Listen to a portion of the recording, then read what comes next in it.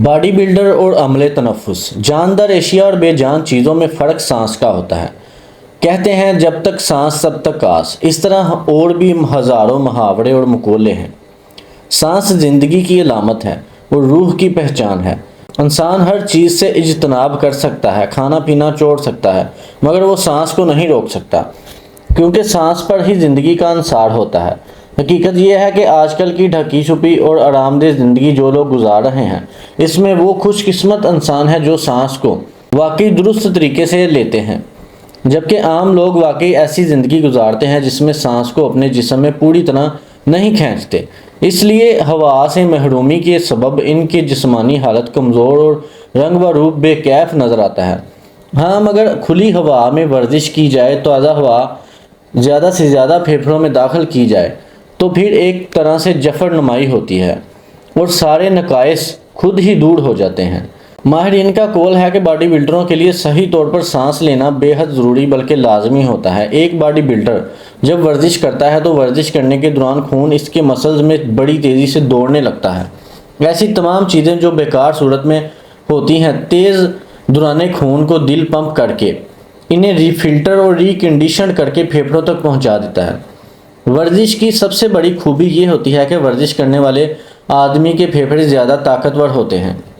طاقتور ہونے کی وجہ سے بہت اچھے طریقے سے کام کرتے ہیں، اور جس کی وجہ یہ ہے کہ وہ کبھی بھی ایسی حالت سے دو چار نہیں ہوتے جہاں پر سانس کھل کر نہ لی جائے اور ہوا کی کمی رہے۔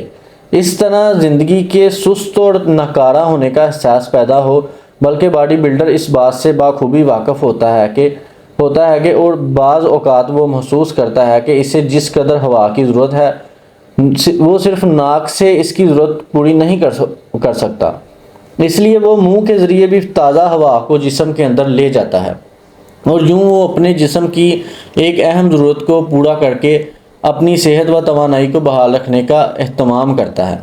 اس کے نزدیک سانس کا اندر کھینچنا اور باہر نکالنا بھی جسمانی صحت کی بحالی کے لیے اتنا ہی ضروری ہے جتنا کہ ورزش کرنے کے لیے مشق کو جاری رکھنا ہوتا ہے۔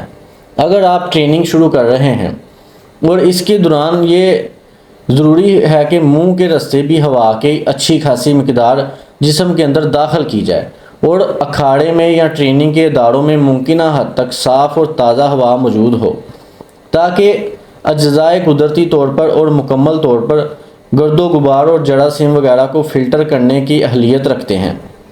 یہی وجہ ہے کہ ناک کے ذریعے لی جانے والی ہوا پھیپھڑوں تک بالکل صاف ہو کر پہنچتی ہے، جبکہ اس کے برعکس منہ اور گلے میں اس قسم کی صفت موجود نہیں ہوتی۔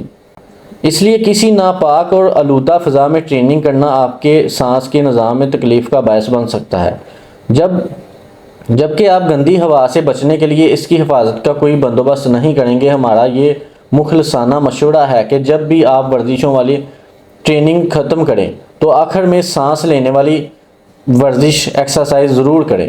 ان سے خون کا تیز بہاؤ نارمل ہو جاتا ہے۔ ماہرین اس بات کو آہستہ آہستہ ٹھنڈا ہونا قرار دیتے ہیں۔ یہ اسی طرح ضروری ہے جس طرح کسی ورزش کو اپنانے کے لیے آہستہ آہستہ گرم ہونا ضروری ہوتا ہے۔